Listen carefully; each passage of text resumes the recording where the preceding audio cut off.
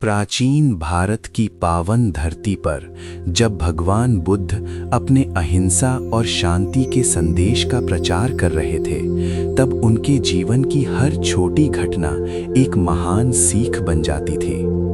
बुद्ध केवल उपदेश नहीं देते थे, बल्कि वे स्थितियों के माध्यम से अपने शिष्यों को जीवन के कड़वे सत्य और उनके समाधान का अनुभव कराते थे। ऐसी ही एक घटना तब घटी जब बुद्ध अपने संघ के साथ एक लंबी यात्रा पर थे। जेठ की तपती दोपहरी थी। धूल भरी पगडंडियों पर चलते हुए बुद्ध और उनके अनुयायी थक चुके थे। कंठ सूखे जा रहे थे और प्यास के कारण चलना दूभर हो गया था। बुद्ध एक घने बरगद के पेड़ के नीचे विश्राम करने के लिए रुके। उन्होंने अपने सबसे प्रिय शिष्य आनंद को पास ही स्थित एक पहाड़ी झरने की ओर संकेत करते हुए कहा, आनंद, जाओ और उस झरने से थोड़ा जल ले आओ, हम सब बहुत प्यासे हैं। आनंद आज्ञाकारी भाव से कमंडल लेकर झरने की ओर चल पड़ा, लेकिन जब वो वहां पहुंचा तो उसने देखा कि कुछ पल पहले ही वहां से कुछ बैलगाड़ियां गुजरी थीं। उन बैलगाड़ियों के पहियों ने झरने के तल की मिट्टी और कीचड़ को ऊपर की ओर उखाड़ दिया था।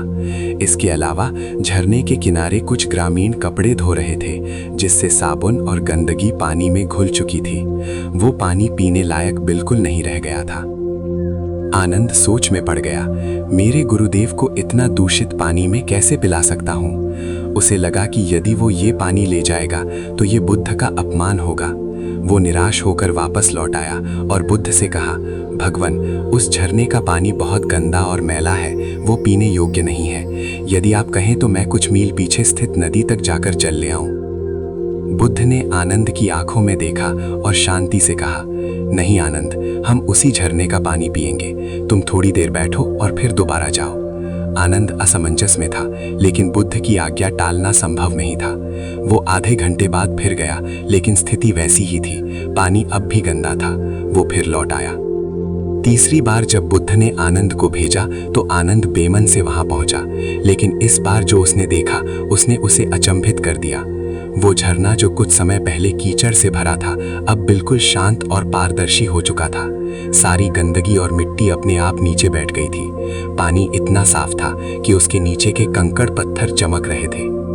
आनंद ने खुशी खुशी घड़ा भरा और दौड़ते हुए बुद्ध के पास आया। बुद्ध ने पानी पिया और आनंद से पूछा, क्या तुमने देखा कि तुमने उस पानी को साफ करने के लिए क्या किया? आनंद ने कहा, कुछ नहीं भगवान, मैंने तो बस इंतजार किया। बुद्ध मुस्कुराए और बोले, यही जीवन का सत्य है। तुमने पानी को साफ करने के लिए उसमें उतरकर कीचड़ साफ करने की कोशिश नहीं की। यदि तुम पानी में उतरते तो वो और भी गंदा हो जाता। तुमने उसे बस शांत छोड़ दिया और कीचड़ अपने आप नीचे बैठ गया। हमारे मन की स्थिति भी बिल्कुल ऐसी ही है। जब हम क्रोधित होते हैं या मानसिक तनाव में होते हैं तो हमारा मन उस मटमैले झरने जैसा हो जाता है। उस समय हम अक्सर जल्दबाजी में निर्णय लेते हैं जो गलत साबित होते हैं। बुद्ध सिखाते हैं कि अशांति के समय कुछ न करना ही सबसे बड़ा कर्म है। मन को शांत छोड़ने से विचार स्वतः स्पष्ट हो जाते हैं। आज के भाग दौड़ भरे युग में जहां हमें हर चीज इंस्टेंट चाहिए, धैर्य खोता जा रहा है। चाहे वो करियर हो, रिश्ते हो या व्यक्तिगत विकास, हम चाहते हैं कि परिणाम तुरंत मिले। ये कहानी सिखाती है कि प्रकृति का अपना एक समय चक्र होता है। जैसे मिट्टी को बैठने में समय लगता है, वैसे ही मेहनत का फल मिलने में भी समय लगता है। कई बार हम परिस्थितियों को सुधारने के चक्कर में उन्हें और बिगाड़ देते हैं। यदि आनंद उस गंदे पानी में हाथ मारता तो वो कभी साफ नहीं होता।